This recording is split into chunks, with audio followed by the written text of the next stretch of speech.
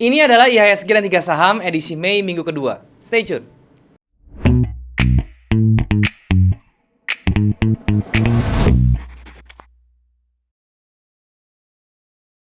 Halo guys, balik lagi sama gue Daryl di This is the Channel. Dan hari kita masuk ke segmen IHSG dan 3 saham. Buat kalian yang belum tahu, ini adalah segmen membahas kondisi IHSG dan juga saham-saham yang kira-kira bisa dijadikan referensi untuk tradingkan selama 1 minggu ke depan.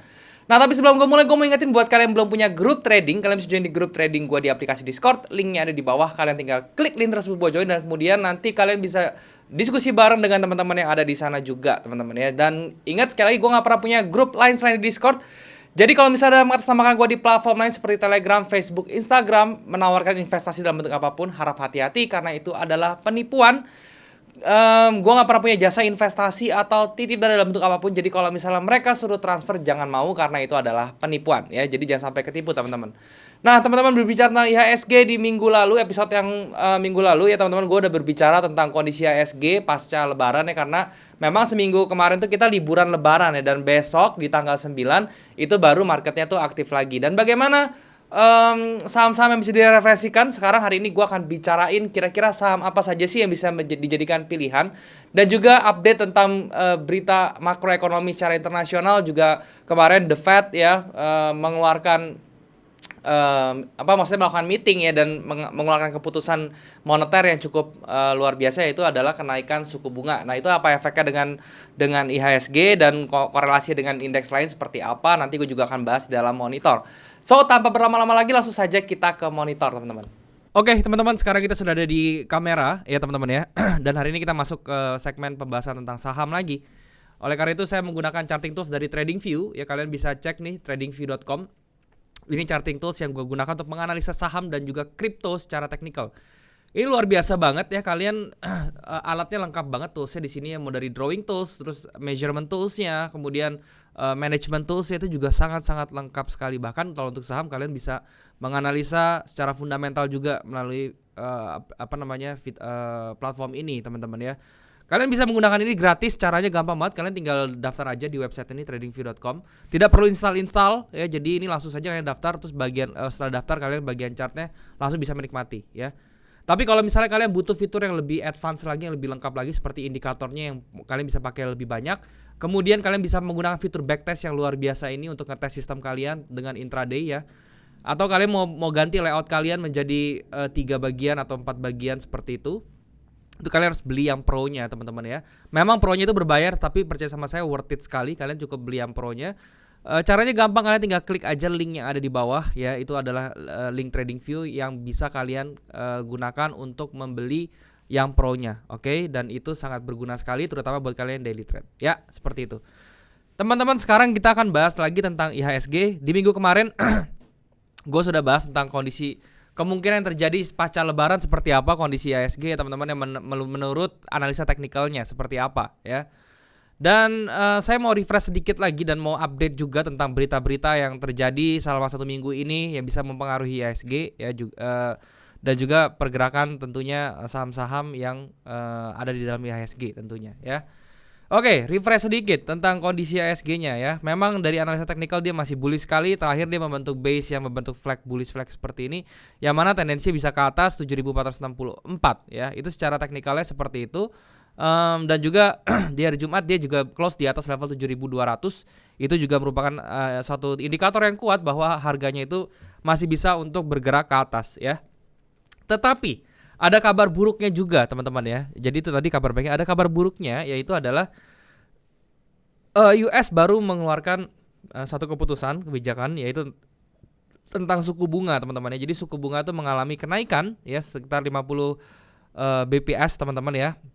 Yang mana kalau misalnya harga suku bunga naik ya, atau tingkat suku bunga naik, itu biasanya dampaknya ke market sekunder itu seperti saham dan lain-lain, stock market itu kurang bagus ya.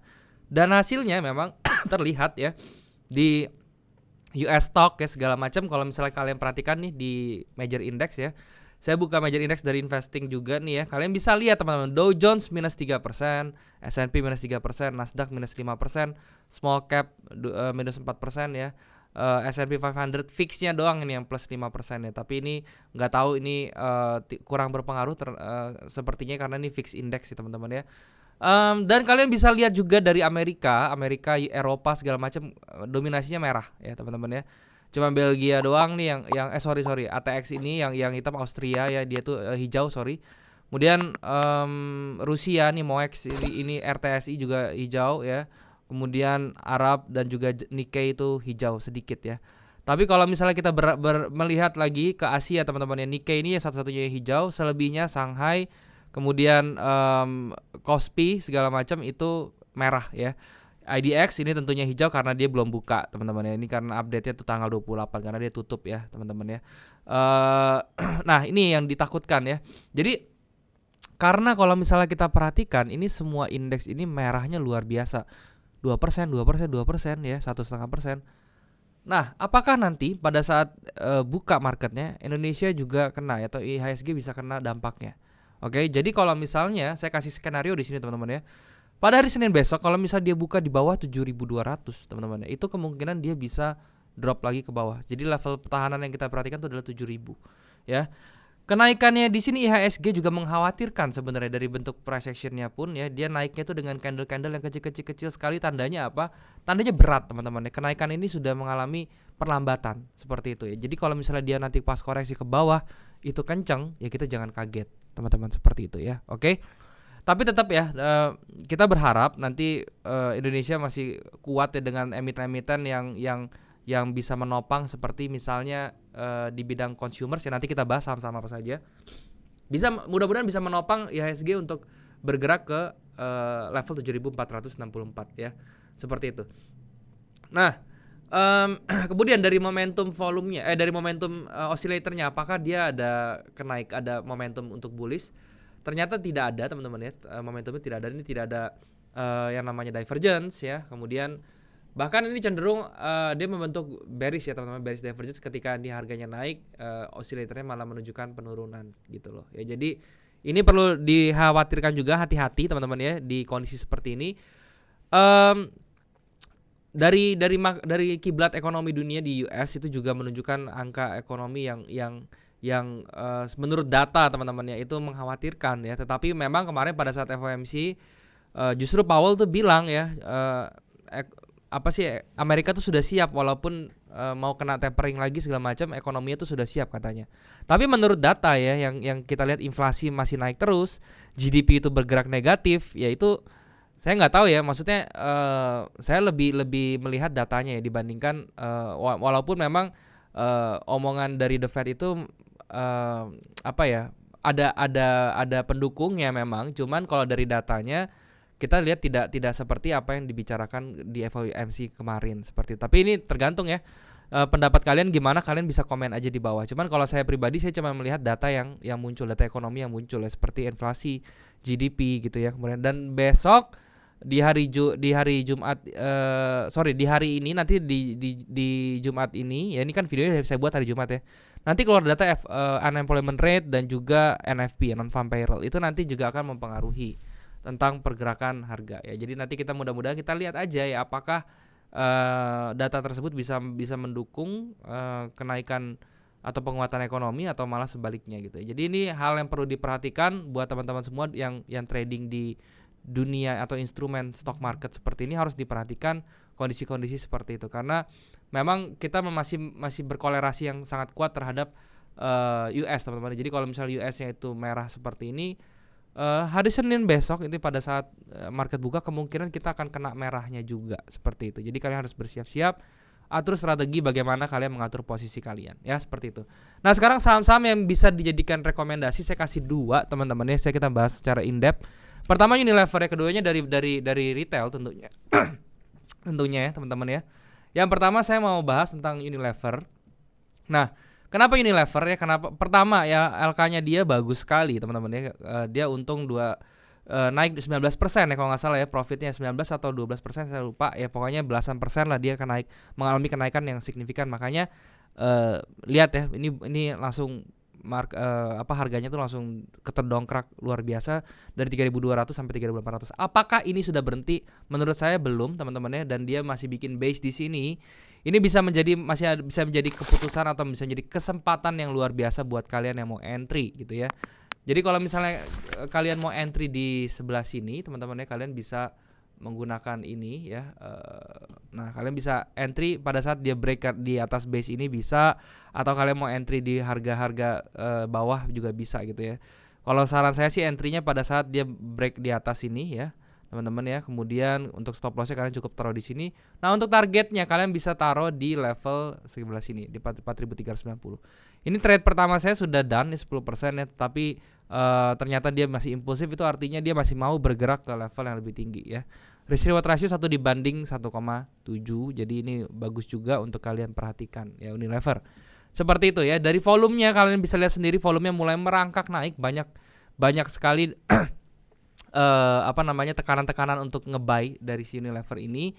Dan memang ini juga masih belum menunjukkan tandanya pelemahan momentum untuk dia buang harga ya seller. Jadi buat kalian yang masih mau scalping atau kalian mau invest di Unilever, kayaknya harga 3.000 ini masih oke deh untuk kalian pegang ya teman-teman ya. Mengingat memang dulu Unilever itu harganya tuh sempat sampai di level 11.000 teman-teman ya. Sekarang nih harganya terdiskon 70% teman-teman ke bawah, dan ini bisa menjadi salah satu saham yang bisa kalian keep untuk jangka waktu yang panjang ya, karena dari segi produknya pun ini masih bagus. Itu untuk Unilever. Nextnya ada ICBP teman-teman ya. Nah, ICBP ini juga mengalami kenaikan ya. Dari kenapa saya bilang ini menarik ICBP ya teman-teman, ini dari segi patternnya. Kalau misalnya kalian perhatikan, ini sudah sangat-sangat menarik. Ini ada calon-calon transisi dari bearish ke bullish ya. Dan di sini dia memang sedang bikin base, tetapi terakhir pergerakan masif ke atasnya ini sudah menunjukkan adanya momentum untuk naik ke atas ya. Jadi ini bisa kalian perhatikan untuk kenaikannya. Untuk belinya kalian bisa beli di harga sekarang dengan cut loss-nya itu di harga 7.200 ya. Kemudian untuk TP-nya itu di harga 8.275. Risk reward ratio 1 dibanding 1,2 ya teman-teman. Jadi ini sesuatu yang bagus juga. Kalau misalnya kalian perhatikan di sini sudah muncul pola-pola pembalikan arah ya, seperti kalau misalnya kalian lihat di sini ada descending broadening wedge yang mana tuh arahnya ke atas sudah di break teman-teman ya. Nah, ini descending broadening wedge-nya kalau misalnya kalian mau tahu seperti apa ini descending broadening wedge yang sudah break ke atas dan harganya masih bisa bertahan di atas breakout-nya dia gitu ya. Jadi ini merupakan sesuatu yang bagus juga untuk kalian perhatikan untuk si ICBP ini gitu ya. Dan untuk volumenya memang masih belum ada volume yang luar biasa, cuman ya di akhir dari pergerakan bearishnya ini volumenya sudah mulai naik ya teman-teman ya. Dan juga kalau misalnya kita perhatikan di sini ada volume yang besar di candle ini, yang mana candle ini harusnya kalau dia masih mau turun ya, karena ini candle volume bearish ya, dia harusnya tidak bisa lebih dari sini ya penaikannya. Tapi ini kita perhatikan dia sudah di violet sekali, dia ke bawah lagi di violet 2 kali, dan dia sekarang berada di atas level 7.550 yang mana itu merupakan high dari candle yang memiliki volume bearish terbesar ini. Itu artinya harganya masih bisa melakukan gerakan atau tekanan ke atas lagi ya. Seperti itu. Jadi ICBP ini juga bisa kalian perhatikan ya. Karena apa? Karena memang kondisi sekarang kan berbahaya. Jadi kalian wajib memiliki atau memegang saham yang seenggaknya dari teknik analisisnya tuh cukup kuat gitu ya dibandingkan dengan yang lainnya, sehingga itu bisa menopang. Dan kalau misalnya dia nanti besok turun, ternyata kalian bisa melakukan cut loss-nya itu juga dengan teratur dan juga dengan tidak terburu-buru seperti itu ya. Jadi ini merupakan hal yang cukup penting. Oke?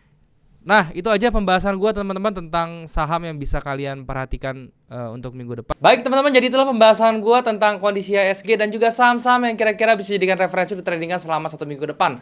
Semoga apa yang gue sharing bisa bermanfaat untuk kalian. Dan gue mau kasih disclaimer teman-teman ya, apapun yang gue sharing di sini itu hanya pure pandangan gue sebagai trader saham ya. Gue bukan financial advisor. Jadi kalau misalnya apapun yang gue sharing di sini, kalian sesuaikan lagi dengan money management dan juga trading management supaya hasilnya bisa lebih optimal tentunya. Oke? Dan juga buat kalian yang belum punya grup trading, sekali lagi bisa join di grup trading gue di aplikasi Discord, linknya ada di bawah. Kalian tinggal klik link tersebut join dan kemudian kita bisa langsung diskusi bareng di sana.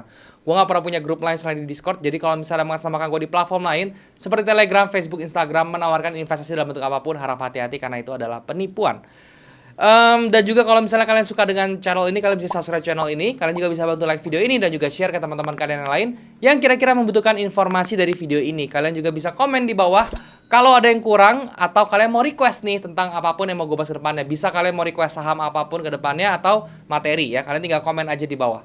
Demikianlah teman-teman video kali ini. Semoga sekali lagi bisa bermanfaat untuk kalian. Thank you sekali lagi buat kalian sudah menyempatkan diri untuk nonton video ini. Sampai jumpa di next video. Jangan lupa semua orang bisa cuan. Salam sukses. Bye-bye.